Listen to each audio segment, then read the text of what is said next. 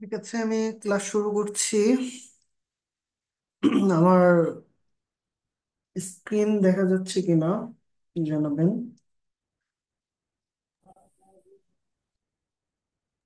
জি, দেখা যাচ্ছে। আচ্ছা, ঠিক আছে। আমরা গত সেশনে দেখেছি ইনলাইন লেভেল এলিমেন্টস কি। এখন আমরা দেখব ডিভ। আর ডিভ এবং স্প্যান, এই দুইটা এলিমেন্ট সম্পর্কে আমি এখন আলোচনা করব।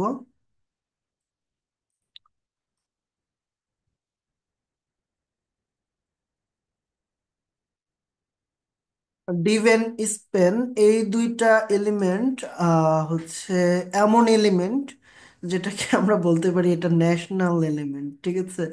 আহ, তার নির্দিষ্ট কোনো উদ্দেশ্য নেই, ডিভ এবং স্পেনের নির্দিষ্ট কোনো উদ্দেশ্য নেই। ডিভ হচ্ছে একটা ব্লক লেভেল এলিমেন্ট আর স্প্যান হচ্ছে একটা ইনলাইন লেভেল এলিমেন্ট। তো হচ্ছে এই দুইটা এলিমেন্টের ভিতরে আমরা যে কোনো ধরনের আহ, তথ্য রাখতে পারি। যেমন পি একটা নির্দিষ্ট উদ্দেশ্য সার্ভ করে। পি এর কাজ হচ্ছে ও রেফার করে বুঝায় যে আমি একটা প্যারাগ্রাফ। এ একটা নির্দিষ্ট উদ্দেশ্য সার্ভ করে যে বোঝায় আমি একটা লিঙ্ক। ঠিক আছে। কিন্তু ডিভ এবং স্পেন এটা হচ্ছে জাতীয় ট্যাগ। এখানে আমরা ডিভ এবং স্পেন আমরা ভবিষ্যতে অনেক বেশি ইউজ করব। এবং যে কোনো ধরনের বিষয় প্রকাশ করতেই আমরা ডিভ এবং স্পেনকে কিন্তু প্রকাশ করব। ঠিক আছে, মানে ডিভ এবং স্পেন আমরা ইউজ করে থাকবো। আচ্ছা, তো এটা নিয়ে আর আলোচনার তেমন কিছু নেই। এখানে আরো কিছু ইনফরমেশন লেখা আছে। যেমন এই এলিমেন্টটা হচ্ছে কন্টেইনার হিসেবে ইউজ করা হয়। তারপরে এখানে কোনো অ্যাট্রিবিউট প্রয়োজন হয় না, মানে রিকোয়ার অ্যাট্রিবিউট নেই। কিন্তু আমরা চাইলে যে কোনো ধরনের অ্যাট্রিবিউট, যে কোনো ধরনের না অবশ্যই, অনেক ধরনের অ্যাট্রিবিউট ইউজ করতে পারবো। এখানে স্টাইল ইউজ করতে পারবো, ক্লাস ইউজ করতে পারবো, আইডি ইউজ করতে পারবো। আর এই জিনিসগুলা স্টাইল, ক্লাস এন্ড আইডি, এই তিনটে জিনিস হচ্ছে আর ডিভ এলিমেন্টের মধ্যে হচ্ছে কমন।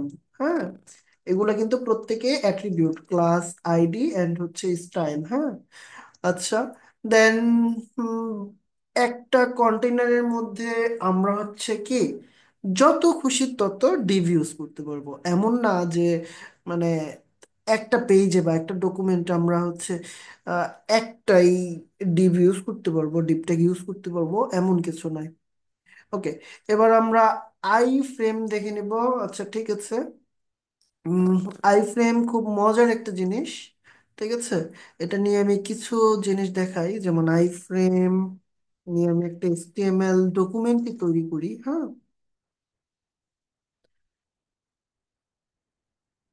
তো আই ফ্রেম নিয়ে আমি একটা HTML ডকুমেন্টই নিয়ে নিলাম এবং এটার নেম দিলাম আই ফ্রেম। ঠিক আছে,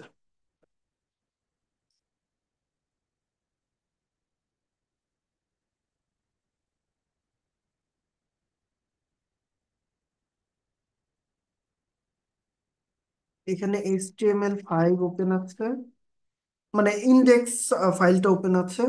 এখানে আমি আই ফ্রেমটা ওপেন করতে চাচ্ছি। আমরা এখানে দেখতে পাচ্ছি আই ফ্রেমটা ওপেন হয়ে গেল। আচ্ছা, এবার আমরা যেটা করব, এটার ভিতরে একটা আই ফ্রেম নিয়ে নিব। আই ফ্রেম নিলেই আমরা দেখতে পাচ্ছি এখানে সোর্স নামে একটা অ্যাট্রিবিউট রয়েছে আর ফ্রেম বর্ডার নামে যে অ্যাট্রিবিউট রয়েছে। এই দুটা অ্যাট্রিবিউট হচ্ছে কমনলি ইউজড অ্যান্ড আমরা সবসময় ইউজ করব আই ফ্রেমের মধ্যে। ঠিক আছে। এখন এই আই ফ্রেমে একটা হাইট অ্যান্ড উইডথ দিয়ে দিব। ঠিক আছে। তো আমরা উইডথ দিলাম হচ্ছে 400 পিক্সেল অ্যান্ড হাইট দিলাম 400 পিক্সেল। আই ফ্রেম নিজে একটা হচ্ছে ইনলাইন লেভেল ট্যাগ বা এলিমেন্ট। তো আমরা যদি আই ফ্রেমের নিচে কিছু শো করতে চাই, তাহলে আমাকে কি করতে হবে?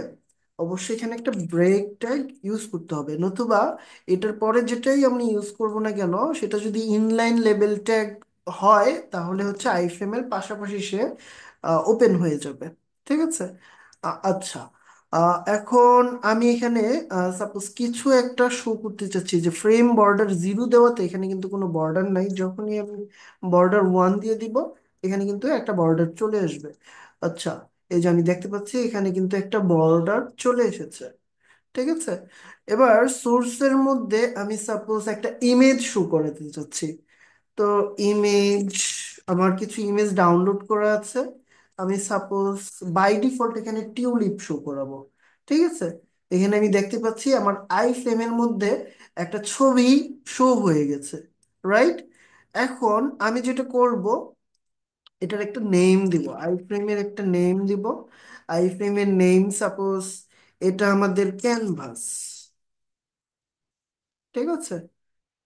এটা আমাদের ক্যানভাস। আইফ্রেমের একটা টাইটেলও আমরা দিতে পারি, কিন্তু এটা জরুরি কিছু না। ঠিক আছে। এখন আমি নিচে কিছু অ্যাঙ্কর ট্যাগ নিয়ে নেব। কি ট্যাগ? Anchor tag. অ্যাঙ্কর ট্যাগের মধ্যে আমি এখানে সাপোজ লিখলাম যে এইচরেফে কি শো করব আমি অ্যাঙ্কর ট্যাগের ভিতরে সেটা এখানে দিয়ে দিব। আমি সাপোজ এখানে ব্ল্যাক রোজ দিয়ে দিলাম এবং এখানে লিখলাম ব্ল্যাক রোজ। এটা দেওয়ার পরে আমি ঠিক অ্যাঙ্কর ট্যাগের শেষে এমন একটা কিছু শো করতে চাচ্ছি, আর এই পুরো জিনিসটাকে আমি আসলে একটা প্রি ট্যাগের ভিতরে নিব। ঠিক আছে। দেন আমি আরেকটা অ্যাঙ্কর ট্যাগ নেই। সেই অ্যাঙ্কর ট্যাগে এখানে লিখবো হচ্ছে আমি পিঙ্ক রোজ। আচ্ছা, এটার একটা টার্গেট আমি দিয়ে দিব। ঠিক আছে। টার্গেট কি হবে? এটার টার্গেট হবে হচ্ছে আমাদের একটা নেম দিয়েছি না আমাদের ক্যানভাস। আই ফ্রেমের নেম কি দিয়েছি? ক্যানভাস। তো আমি চাচ্ছি যখন আমি ব্ল্যাক রোজে ক্লিক করব তখন এই ক্যানভাসের মধ্যে ব্ল্যাক রোজ চলে আসবে, ব্ল্যাক রোজের যে ইমেজটা আছে সেই ইমেজটা এখানে চলে আসবে। ঠিক আছে। তো এটা যদি আমি করতে চাই আমাকে কি করতে হবে? আমাকে হচ্ছে এই টার্গেটের মধ্যে ক্যানভাস লিখে দিতে হবে। ক্যানভাস যখনই আমি লিখে দিব তখন আমি দেখতে পাচ্ছি ব্ল্যাক রোজে আমি ক্লিক করার সাথে সাথে এখানে ব্ল্যাক রোজ চলে আসছে। ঠিক আছে। খুব মজার একটা বিষয়। আচ্ছা, পিঙ্ক রোজ এখানে আমি দিয়েছি। সো এখানে লিখে দিই আমি পিঙ্ক রোজ। এবং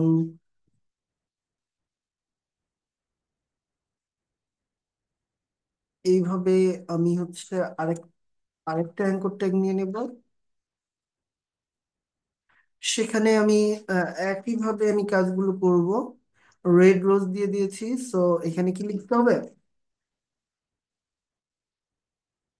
রেড রোজ। সেম কাজটা আমি আবার করব। এখন আমি এই লাইনটাকে কপি পেস্ট করে নিচ্ছি। রেড রোজ দেওয়ার পরে আমি এখানে যেটা দিব টিউব রোজ। আচ্ছা, রোজ বানান হয়নি।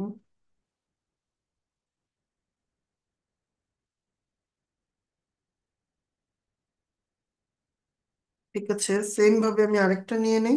সেখানে আমি দিব হচ্ছে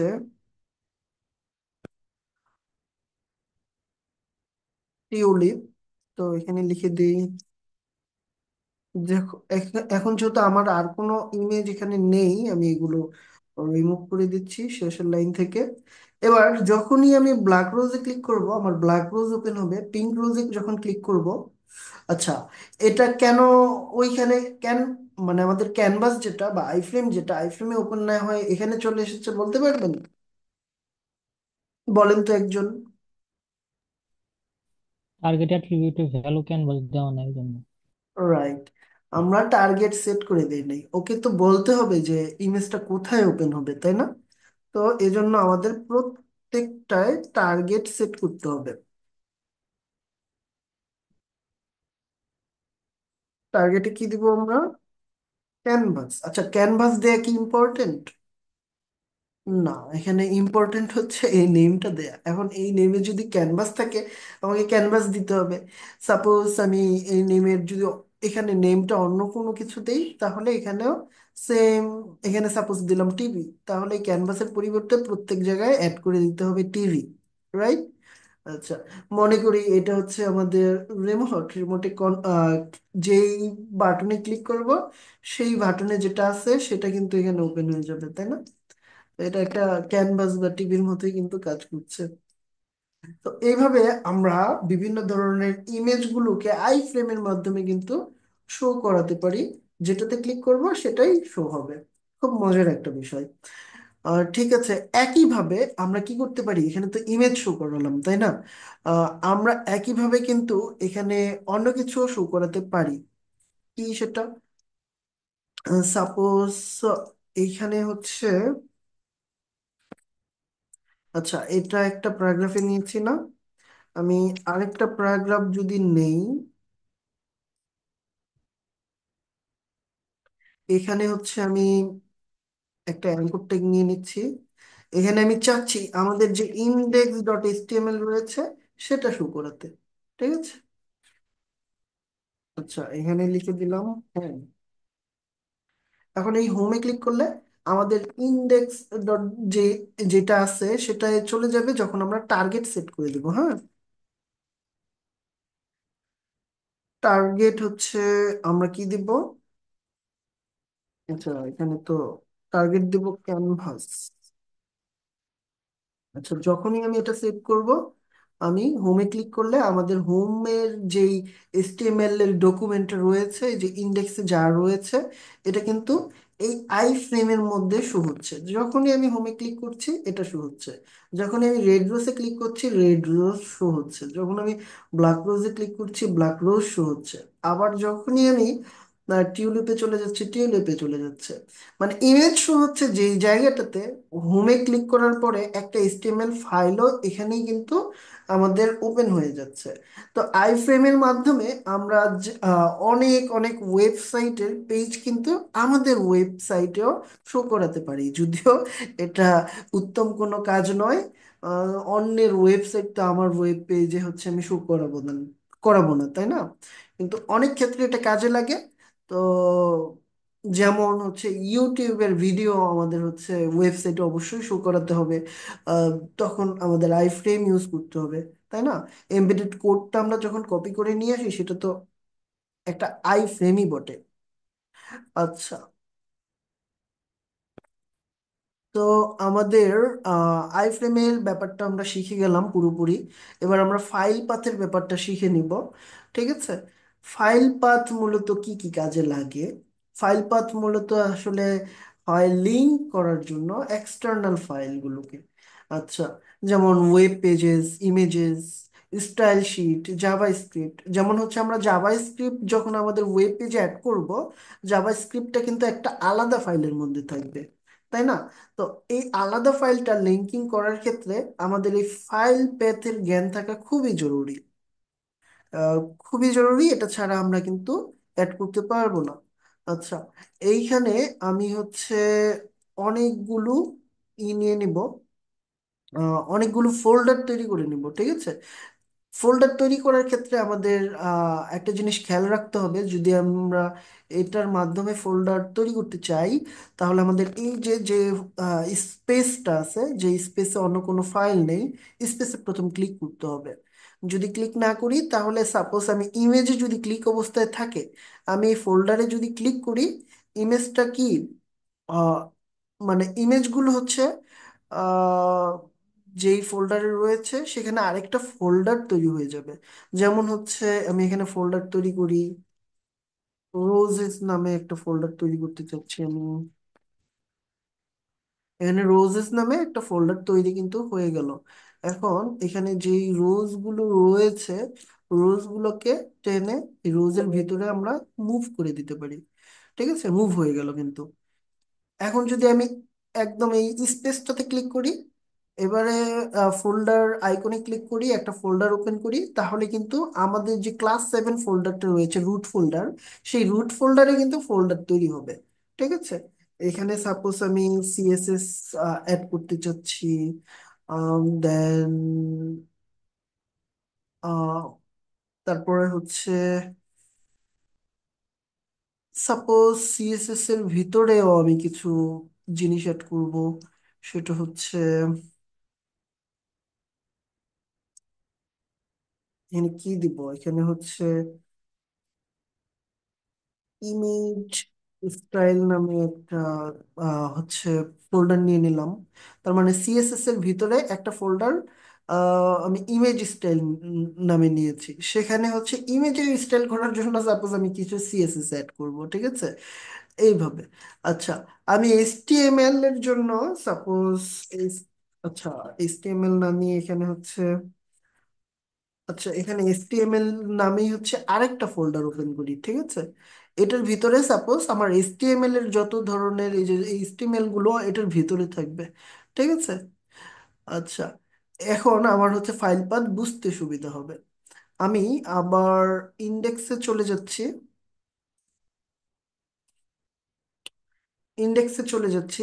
এখন আমি চাচ্ছি এই স্টাইলের মধ্যে একটা ফাইল নিতে, মানে সিএসএস এর মধ্যে একটা ফাইল নিব, স্টাইল ডট সিএসএস। দেন আমার হচ্ছে এটা ইমেজের মধ্যে সেট হয়েছে, সো আমি টেনে এটা সিএসএস এর ভিতরে নিয়ে যাচ্ছি। সিএসএস এর ভিতরে এখন এটা চলে গেছে। এখন ইমেজ স্টাইল যেটা আছে এখানে আমি আরেকটা ফাইল নিব, সেটা হচ্ছে ইমেজ ডট সিএসএস, ঠিক আছে। ইমেজ ডট সিএসএস নামে আরেকটা হচ্ছে সিএসএস ফাইল নিয়ে নিলাম। এখন আমি এই প্রত্যেকটাকে লিঙ্কিং করব কিভাবে সেটা একটু দেখাবো। তারপরে হচ্ছে এই যে আই ফ্রেমটা আছে না, আই ফ্রেমটা আমি এইচটিএমএল এর ভিতরে সাপোজ টেনে নিয়ে গেলাম। আচ্ছা, সব এলোমেলো হয়ে যাচ্ছে আমাদের, যাদের জন্য এগুলো নতুন তাদের মাথা একটু ঘোরাতে পারে, কিন্তু এটা কোনো বিশেষ কিছু না, আমরা এগুলা সবই দেখে নিব এখন, হ্যাঁ। এখানে আমি এখন ইন্ডেক্সটা আমাদের বাইরে রেখে বাকি সব কিন্তু ভিতরে নিয়ে গেছি। এখন আমি এখানে যদি লিঙ্কিং করতে চাই, আমাদের স্টাইলটাকে লিঙ্কিং করি, হ্যাঁ। এটা জাস্ট ফাইল পাথটা বোঝানো আপনাদের, ঠিক আছে। এই লিঙ্ক এখানে অ্যাড করে আমি কি করছি সেটা বুঝতে হবে না, কারণ আমরা সিএসএস যখন শিখবো তখন এগুলো সম্পর্কে যাবতীয় জিনিস দেখবো, লিঙ্ক সম্পর্কে। আচ্ছা, এখন এখানে আমি, আচ্ছা আচ্ছা, এইচরেফ এ হচ্ছে আমি কি করেছি, প্রথমে সিএসএস এর ভিতরে রেখেছি। তো আমাদের এটা হচ্ছে রুট ফোল্ডার। আচ্ছা, আমি ফোল্ডারে যাই, এটা হচ্ছে আমাদের কি রুট ফোল্ডার ক্লাস 7, ঠিক আছে। এবার ইন্ডেক্সটা আছে রুট ফোল্ডারে। কোথায় আছে? রুট ফোল্ডারে। এই রুট ফোল্ডারে যখন আমার ইন্ডেক্সটা আছে, তখন হচ্ছে আমার যখন কোনো ফাইল অ্যাড করতে চাবো, তখন এটা সামনে যেতে হবে জাস্ট। ব্যাক, ব্যাকে কি যেতে যাওয়ার প্রয়োজন আছে? ব্যাকে গেলে কি রুট ফোল্ডার থেকে আমি বেরিয়ে যাব না? রুট ফোল্ডার থেকে বের হবার কোনো সুযোগ কিন্তু এখন আমার নেই, কারণ কি রুট ফোল্ডারের মধ্যেই ইন্ডেক্স ডট এসটিএমএল রয়েছে। এখন ইন্ডেক্স ডট এসটিএমএল যেখানে থাকবে সেটাকে আমরা রুট ফোল্ডার ধরবো, ঠিক আছে। রুট ফোল্ডার কাকে ধরবো আমরা? ইন্ডেক্স ডট এসটিএমএল যেখানে থাকবে সেটাকে আমরা রুট ফোল্ডার ধরবো।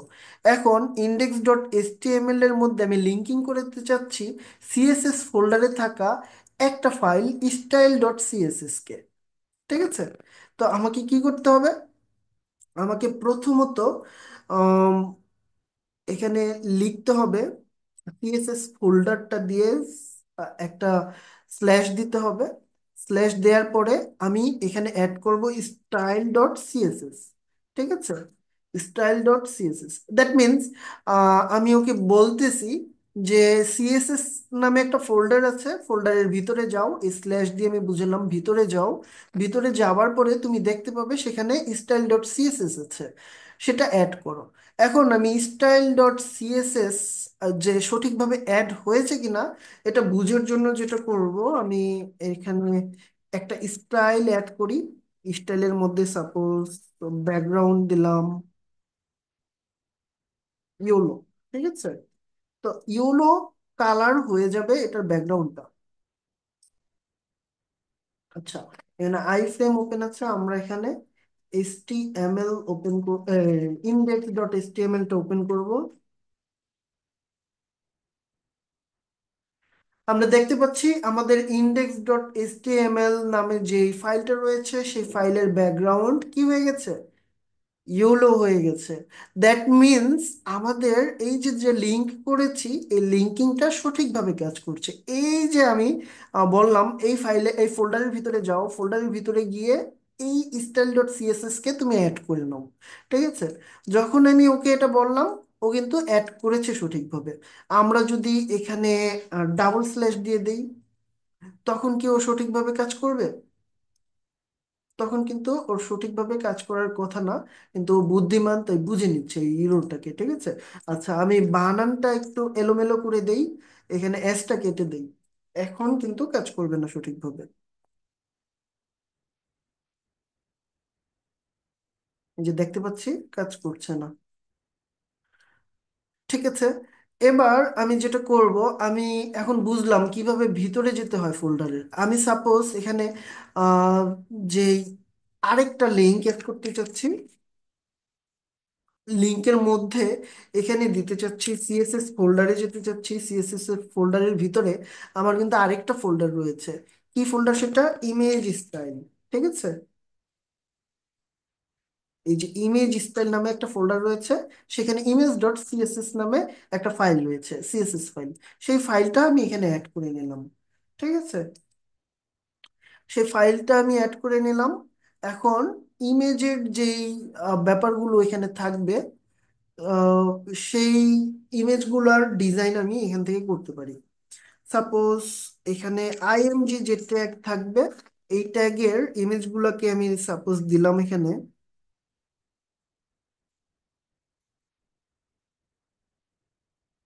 With 700 pixel. ঠিক আছে,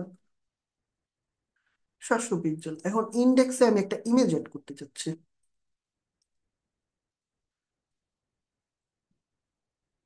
একটা ইমেজ এড করতে চাচ্ছি। ইমেজের মধ্যে ইমেজ রয়েছে, আর টিউলিপ ডট পিএনজি নামে একটা ইমেজ আমি যুক্ত করলাম। এখন আমি, আচ্ছা এখানে একটা ব্রেক ট্যাগ নিয়ে নিই, এটা এই লিঙ্কগুলোর সাথে চলে যাচ্ছে তাই। ওকে ফাইন, একটা ইমেজ অ্যাড করলাম, কিন্তু ইমেজটার যে লিঙ্কটা, এই লিঙ্কটা আমি প্রথমে কমেন্ট আউট করে দেই। কমেন্ট আউট করার সাথে সাথে আমরা দেখতে পাচ্ছি ইমেজটা যে সাইজ, এটা হচ্ছে অ্যাকচুয়াল সাইজ। ঠিক আছে, যখনই আমি এই লিঙ্কটা হচ্ছে কমেন্ট আউট করে করে দিয়েছিলাম তখন কিন্তু এটা অ্যাকচুয়াল সাইজে শো করছিল, কিন্তু যখনই আমি এই লিঙ্কটাকে আবার স্বরূপে ফিরিয়ে আনবো তখন এই ইমেজটা কিন্তু 700 পিক্সেল জায়গা দখল করেছে। এটা 700 পিক্সেলই যে দখল করেছে বুঝবো কিভাবে, আমি এটা দিয়ে আপনাদের দেখাচ্ছি। দেখুন, এটা এক্স্যাক্টলি 700 পিক্সেল জায়গা দখল করেছে, রাইট? ওকে, দ্যাট মিনস আমাদের এই লিঙ্কিংটাও সঠিকভাবে কাজ করছে। দ্যাট মিনস আমি যেই ফাইলটাকে এখানে অ্যাড করতে চাইবো, আমার যে রুট ফোল্ডার কোনটা, আমার এই যে ইন্ডেক্স ডট এসটিএমএল, এই এসটিএমএল ফাইলটা যেই ফোল্ডারে রয়েছে সেটা হচ্ছে আমার রুট ফোল্ডার। কার জন্য root folder? Index dot HTML এর জন্য রুট ফোল্ডার। এখন এই রুট ফোল্ডার থেকে আমরা সিএসএস এ গিয়েছি, সিএসএস ফোল্ডারে যাওয়ার পরে আমরা ইমেজ ডট স্টাইল ফোল্ডারে গিয়েছি, দেন ইমেজ ডট সিএসএস নামে একটা ফাইল রয়েছে সেটা অ্যাড করেছি। ঠিক আছে, এবার আমরা আই ফ্রেমে গেলে দেখতে পারবো, এখানে আই ফ্রেমটা ওপেন করি, আই ফ্রেমটা ওপেন করি। ঠিক আছে, আই ফ্রেম ওপেন করার সাথে সাথে এখানে কিন্তু আই ফ্রেম ওপেন হলো না। কেন হলো না? কারণ আই ফ্রেমটা কি সরাসরি আমাদের যে রুট ফোল্ডার ক্লাস 7 সেখানে আছে? সেখানে নাই। এটা আছে হচ্ছে HTML ফোল্ডারের ভিতরে আই ফ্রেম আছে, তাই না? তাই আমি হচ্ছে এসটি HTML নামক যে ফোল্ডার রয়েছে, ফোল্ডারটা এখানে এন্টার করে দেন এখানে আসলাম। এখন কিন্তু আমরা দেখতে পাচ্ছি এখানে আমাদের আই ফ্রেমটা রয়েছে, তাই না? আই ফ্রেম ফাইলটা ওপেন হয়েছে, কিন্তু এই যে আই ফ্রেম ফাইলটা যে আমাদের ওপেন করলাম, এখানে ইমেজগুলো কি আমাদের শো করছে সঠিকভাবে? করছে না। কেন করছে না? কারণ আমাদের এই যে আই ফ্রেমে যাই, আই ফ্রেমে যাবার পরে এইখানে যে ফাইল পাথগুলা সঠিকভাবে দেয়া নেই। ঠিক আছে, সঠিকভাবে দেয়া নেই। এখন আমরা হচ্ছে যখন HTML ফাইল ফোল্ডারের ভিতরে রয়েছি, আমার ইমেজ ফোল্ডারের ভিতরে যেতে হলে কি করতে হবে? আমি এই যে HTML ফোল্ডারের ভিতরে আই ফ্রেম রয়েছে, তাই না? এই আই ফ্রেম রয়েছে HTML ফোল্ডারের ভিতরে, কিন্তু এটা সামনে কি কেউ কিছু আছে? যখন আমি ক্লাস 7-এ ছিলাম, ইন্ডেক্স ফাইলের ভিতরে বিভিন্ন লিঙ্ক সেট করছিলাম, তখন আমার কিন্তু ইন্ডেক্সটা ছিল রুট ফোল্ডার, ইন্ডেক্স এখানে ছিল, তাই এটা হচ্ছে index.html এর জন্য রুট ফোল্ডার। একইভাবে, আচ্ছা, একইভাবে HTML এর ভিতরে যে আই ফ্রেম রয়েছে, আমরা এখন ওপেন করে আছি কোন ফাইলে? আই ফ্রেম ফাইলটা আমরা ওপেন করে আছি। তাই আই ফ্রেমের জন্য রুট ফোল্ডার হচ্ছে HTML, তাই না? এখন HTML এর এখানে আর কি কেউ আছে? নেই। আমাকে যদি CSS ইমেজের মধ্যে যেতে হয় কি করতে হবে? ব্যাকে যেতে হবে। HTML ফোল্ডার থেকে বের হয়ে ক্লাস 7 ফোল্ডারে যেতে হবে প্রথমে, তারপরে ইমেজ ফোল্ডারে ঢুকতে হবে। ঢুকার পরে আমাদের যে রোজ রয়েছে, এই রোজেস ফোল্ডারে ঢুকতে হবে। দেন এই রোজগুলো আমরা অ্যাড করতে পারবো। ঠিক আছে? তো এটা কমপ্লেক্স মনে হলেও প্র্যাকটিস করতে করতে এটা একদম সহজ হয়ে যাবে পানির মতো আপনাদের কাছে। এটা অনেক প্র্যাকটিস করতে হবে আপনাদের, ঠিক আছে? আচ্ছা, তাহলে আমরা HTML ফোল্ডারের ভিতরে আছি আছি এখন আমাকে এই ইমেজ যুক্ত করতে হলে, এখানে ব্ল্যাক রোজ আমি যুক্ত করতে চাচ্ছি। যুক্ত করতে হলে আমাকে কি করতে হবে? আচ্ছা, ব্ল্যাক রোজ যুক্ত করতে হলে আমাকে কি করতে হবে? বের হতে হবে এই ফোল্ডার থেকে। কোন ফোল্ডার থেকে বের হতে হবে? HTML ফোল্ডার থেকে বের হতে হবে। আর বের হতে হলে আমাকে হচ্ছে কি দিতে হবে? Double dot slash. Double dot slash দেওয়ার সাথে সাথে দেখতে পাচ্ছি আমাদের যে ফোল্ডারে আমরা ব্যাক করেছি সেটা হচ্ছে ক্লাস 7। এই ক্লাস 7-এর মধ্যে যা যা আছে আমরা কিন্তু এখানে দেখতে পাচ্ছি। ঠিক আছে? এখন আমরা ঢুকবো কোথায়? ইমেজ ফোল্ডারে। তাই সেই জন্য আমি এখানে ইমেজ লিখবো, দেন স্ল্যাশ দিব। ইমেজ লেখার পরে স্ল্যাশ দেওয়ার পরে আমার আরেকটা ফোল্ডারের ভিতর ঢুকতে হবে, সেটা হচ্ছে রোজেস, তাই না? রোজেস ফোল্ডারে ঢুকলাম।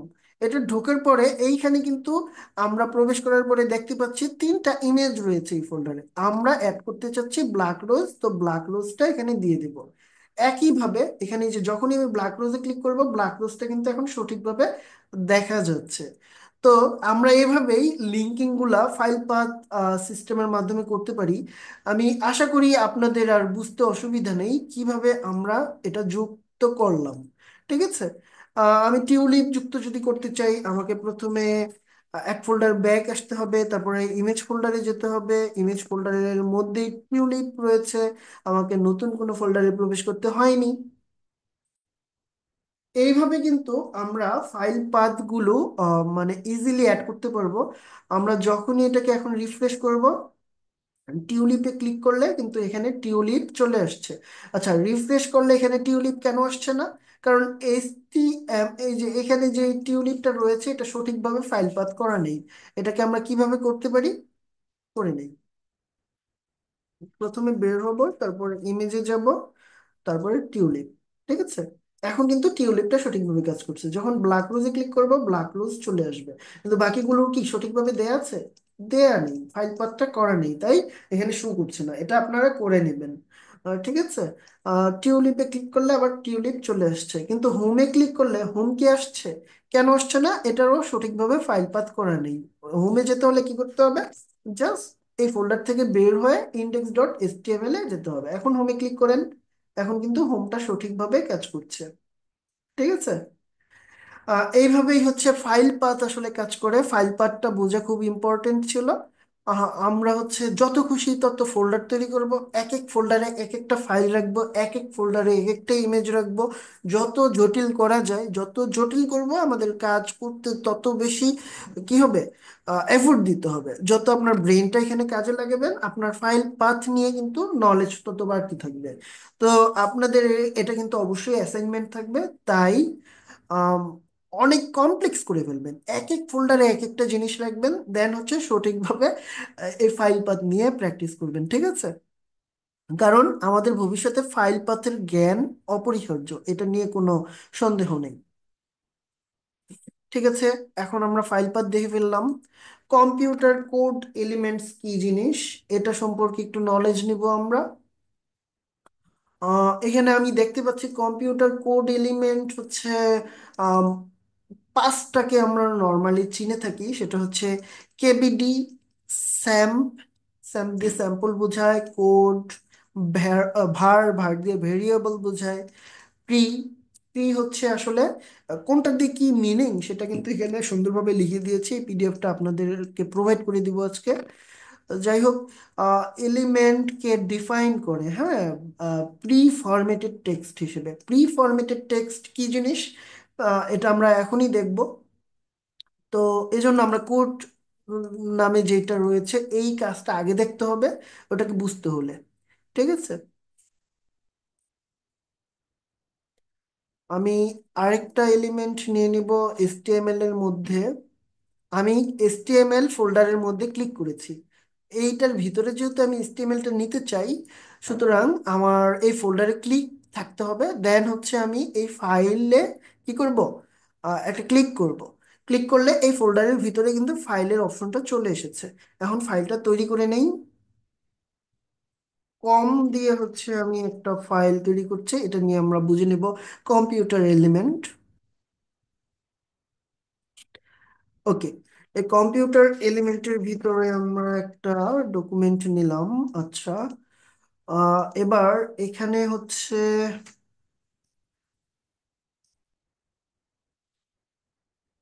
HTML, HTML এর পরে কম। আচ্ছা, কম ডট HTML যদি নাও লিখি, ইন্টার দেই, ও কিন্তু কম ডট HTML-টাই নিয়ে নেওয়ার কথা।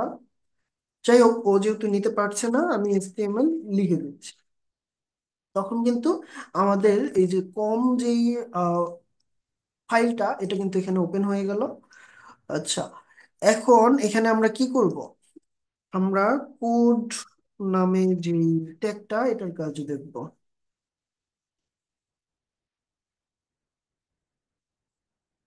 আচ্ছা, এখন এখানে আমি কিছু কোড অ্যাড করে নেই। কোড এখানে কি লিখবো, যে কোনো কিছু একটা লিখি।